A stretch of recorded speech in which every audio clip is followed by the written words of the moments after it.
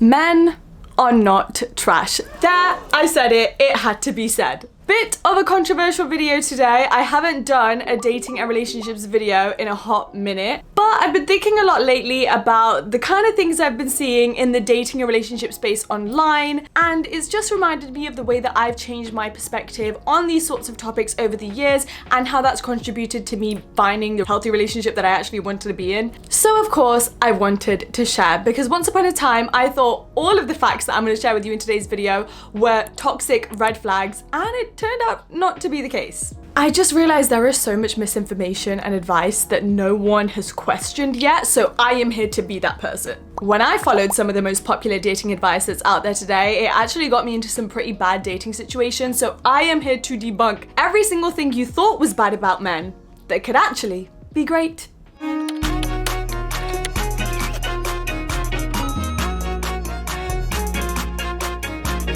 I want to give a huge thank you to BetterHelp, who are the paid partner of today's video. Since we are on the topic of red flags about men that could actually be green, I think therapy is a really good thing to raise in this situation. It's really easy to draw a quick assumption that a man who has gone to therapy or who is in therapy might have something severely wrong with him, and it could be a huge red flag. Or even find it a little bit cringy that a guy is super into therapy and is non-stop talking about it. But I think it's the biggest green flag that a man is excited to share his inner work, that regardless of whatever situations he's been through, whether it be a huge trauma or just trying to better himself and stay ahead on his self-development journey, is amazing and is going to contribute so well to the growth of your relationship together. If you have no idea what I'm talking about, BetterHelp is a fully online service that makes therapy more comfortable and convenient for everyone. On BetterHelp, you can connect with a therapist from a diverse network of credentialed professionals with a wide range of specialties and backgrounds. And getting started is easier than ever. You just go to their website, fill up the questionnaire that's going to pop up that will assess all of your specific needs,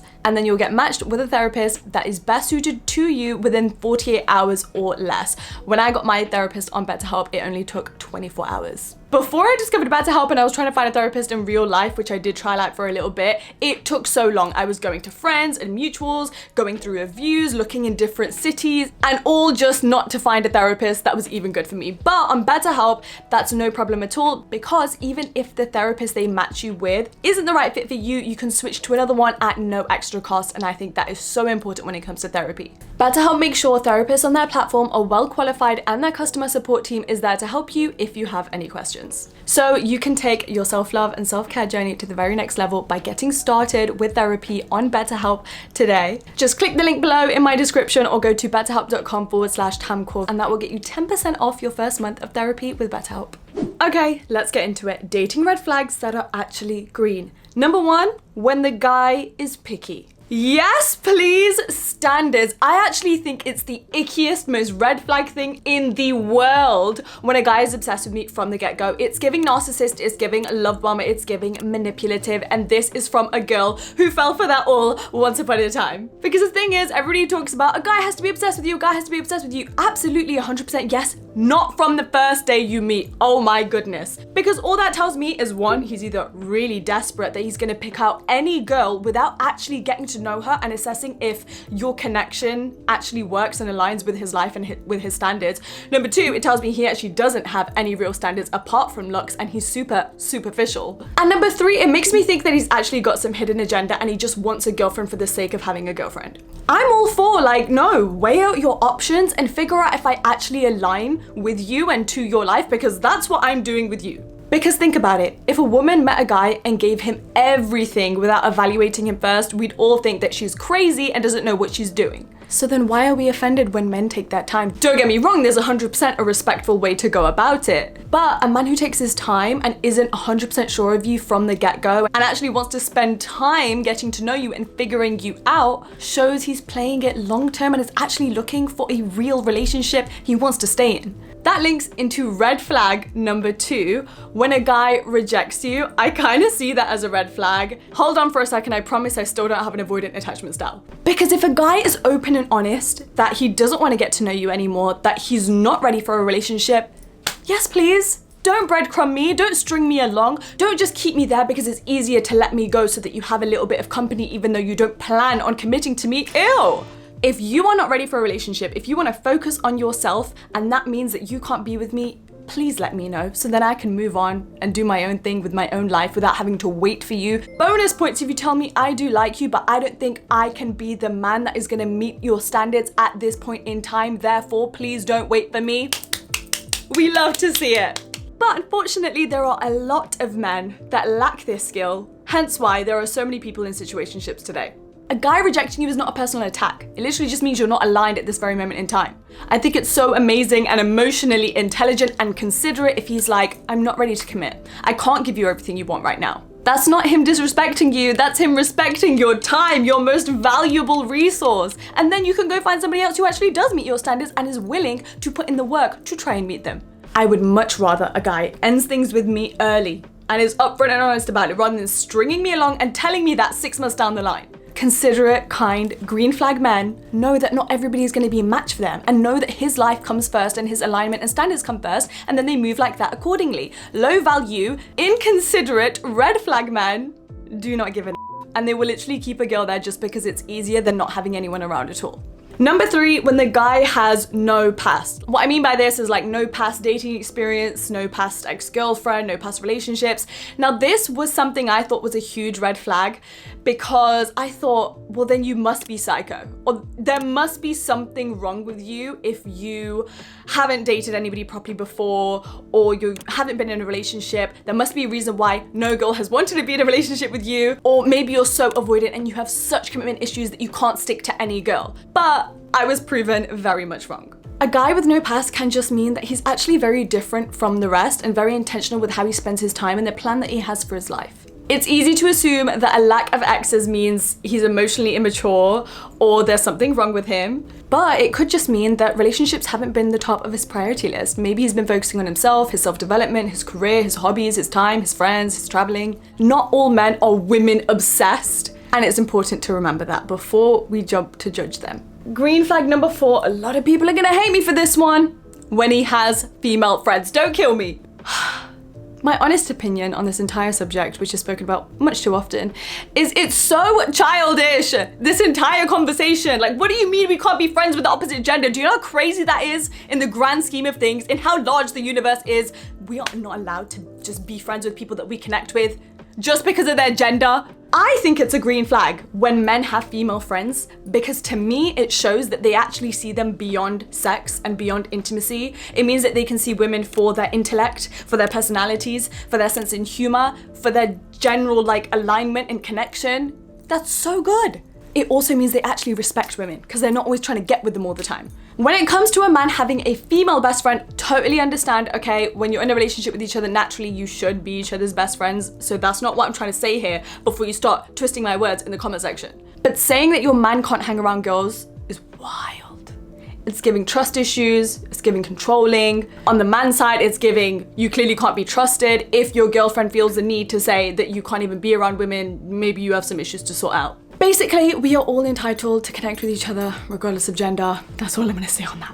Green flag number 5, when he takes time to text you back. Obviously, I'm not talking days, but I've never liked a clingy texter who like starts getting worried when you haven't texted back in like 3 or 4 hours. I have a life. I've got things to be doing. And to be completely honest, in every single relationship I've been in and the people I've dated, I've just been really honest and upfront at the start, and I'm like, yo, I'm not a clingy texter. I'm a big workaholic girly. I'm always working on myself. I've got so many other priorities. I will call you at the end of every day and then we'll have a long debrief and a good meaningful chat and spend time together that way, and I'll text you like a little bit throughout the day, but please don't be worried if I don't text back straight away. Love that, okay? If it's really important for you that you are having that constant text conversation, I am not judging you. Those are your standards. You are entitled to have those. You go do you. What I'm trying to say is, if the guy that you are texting isn't like that and maybe shares the same opinion as me, doesn't mean he's a red flag. I'm just talking about my personal experience and my personal standards and preference here. If a guy doesn't text me back straight away, I'm just like, great. Because that means our level of ambition is the same. My mind doesn't go to, oh, he doesn't like me or he must be cheating on me. I think those are very limiting beliefs and ties into the whole all men are trash narrative, which I hate. I think it's, he's working on himself, he's living his life, he's being present, he's not on his phone all the time. Love that, because same.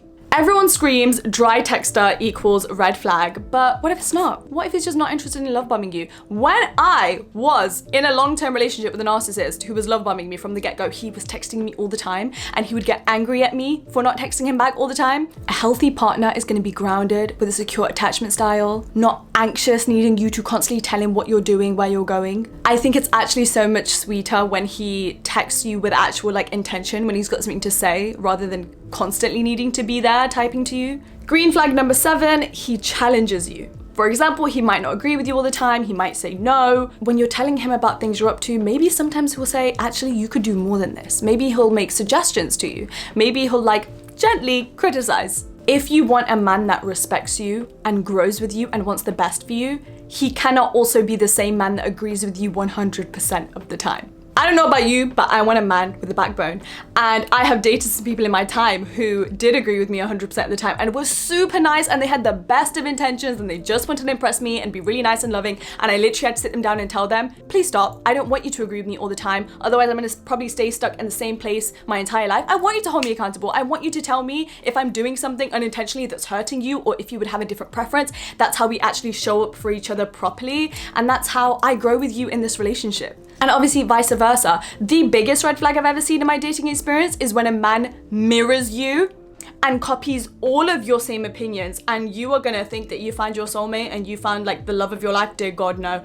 I dated some people that not only mirrored my opinions, but copied my career path and my hobbies and my like what I was passionate about. It was disturbing, but that's a story for another day. If he corrects you in private, makes a suggestion to maybe approach something in a different way, it's because he wants the best for you and actually sees you as an equal, not someone who is now placed on a pedestal and is doing anything to impress and hope that you like him back, because clearly he doesn't think he's deserving of you. Green flag number 8, he has his own life. I don't want to be the center of my partner's universe. I want themselves to be the center of their own universe. And as the girl who loves to talk about self-love and has written an entire book on self-love, I would never put a man in the center of my world and in my life. Neither should he. I don't want someone's life to collapse the second that they start liking me or is in a relationship with me. I want them to still go to the gym. I want them to keep their routine. I am constantly the one that's telling my boyfriend, when was the last time you saw your friends? Please go and spend time with them. I think it's such a green flag for us to be doing that for our partner and for our partners to be doing that for us, of course. I find it more of a red flag if a guy is rearranging his entire life and existence to suit you 24/7, link back to my previous point about men having a backbone and not putting you on a pedestal. Of course, there's gonna be compromise 100%, especially when you live together, but when your partner keeps their certain traditions or maybe their morning routine and doesn't center it all around you, it's giving they know what their vision is. It's giving they have standards. It's giving they know what gives them happiness and they know what serves them, and of course they're gonna keep it.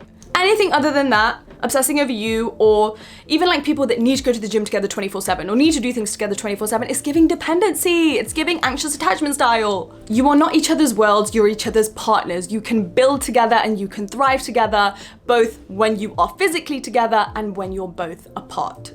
Green flag number 9, he moves slow. I've never been a fan of like 2-week love stories, love at first sight. We moved in together after 5-6 months. If that's you, I'm so sorry. Again, I'm not judging you. I don't know you personally. That's just not how I'd like to run my life. Oh my God, you guys love to ask me the question, when are you getting married? What's happening with you and boy? Da, da, da. I've been with my boyfriend for 3 years officially, like as in officially boyfriend and girlfriend. We've known each other a little bit longer than that. We've been living together for a year. I have no plans to get married anytime soon, not only because I feel like I'm too young, I'm still in my early 20s, but 2, because I just think time is the greatest thing possible to like truly get to know someone. But let's move back to the beginning of the dating phase with somebody. A guy saying that he loves you too fast, immediate red flag, probably a narcissist and love bombing you. A guy that's already talking about kids or marriage or an engagement with you straight away, again, links back to my first few points about, does he have standards? Is he desperate? Is he trying to trick you? If you want a serious, respectful man with independence, discipline, and is in it for the long term, he is also gonna want to play it somewhat slow. Again, not stringing you along, not putting you in a situationship, but understands that of course he wants to work on himself. He wants to be the best person possible before he enters a lifelong commitment in a marriage with you. He's being slow. He's not playing games to get you obsessed with him. You're both going at the pace that suits you both best, with everything else you have to balance in your own individual worlds, and then doing that together. I've always said, when you're in a relationship with someone, you have 3 lives. You have your life, your partner has their life, then you have the life you build together. Everybody thinks it's just the middle one. Everyone thinks it's just, we're building a life together. No, please have your own separate lives and build your relationship in whichever way suits what those lives look like. And finally, green flag number 10, he's too boring and there are no fireworks. I had to learn this lesson the hard way because all of my partners were exactly the same until I met Boyf, who I live with in this apartment that you're seeing right now. Boyf already knows this, so I'm sorry, Boyf, that I'm repeating this in the video, but I was the girl that was saying to my friends, there's no sparks and it doesn't feel the same. And I think he's too nice. Too nice, for real. The reason I was saying that was because I was so used to a specific type of toxic relationship that all of my 4 previous relationships mirrored. Of course this one felt different, and I thought it was a red flag that it felt different. It was supposed to feel different because I clearly wanted something different. And the only way for me to step into a healthy relationship was to stop feeling those sparks that I felt with the bad men before. Because those sparks, to me, now that I'm looking back, are honestly just indicators of pure chaos that me, with the trauma at that point that I had not healed, confused with chemistry. The love that is boring and like slow and too nice isn't boring, it's actually just stable, and it doesn't give you those addictive dopamine highs and lows that somebody who's trying to get into a trauma bond with you while they are love bombing and manipulating you will give you. Because a guy who texts back and shows up and listens to you and is inconsiderate isn't really giving you a challenge, and if you are someone who is used to chaos and is used to having to earn love from somebody, that is gonna feel really effing scary because it's so outside of your comfort zone for somebody to show up and give you everything you've been looking for without you having to endure any suffering in order to earn it. Remember that calm isn't boring, calm is the green flag you've been praying for this entire time. To me, it's not a red flag on the other person. I'm gonna hold my hands up here, it's a red flag on yourself, okay? And I'm saying that because that's what was my issue, and I had to read so many books about love and relationships and do my own research on how I could fix that part of myself and heal my attachment style for me to get over that. So I could actually see that the person right in front of me was the person I was looking for all along. And that brings us to the end of the video. I just want to give a quick disclaimer. Please take everything with a pinch of salt in this video, guys. Of course, I'm not saying this is the be all and end all. There are some guys that will take things really, really slow, and maybe it's because they are avoidant, and maybe it is because they are trying to string you along. So keep that in mind. Everything else in this video are general lessons that I've learned from my experience. Of course, it's important to implement that with your own personal standards. I am not telling you how to think. I am not telling you how to approach relationships. I think you should do things in a way that serves who you are uniquely and authentically. But that was the end of the video. I would love for you guys to comment down below your favorite fact, your favorite red flag to green flag switch that I did, and I'm gonna be reading through all of them and responding. I actually loved filming this video. I feel like I was getting so much more fiery in this video compared to how I have been recently. Maybe I need to be doing more dating and relationship videos. If you think so, comment down below. And if a lot of you say that, I will do more of them. I will see you same time next week on Friday for a brand new video. Love ya, appreciate you, and have a fabulous weekend. Mwah!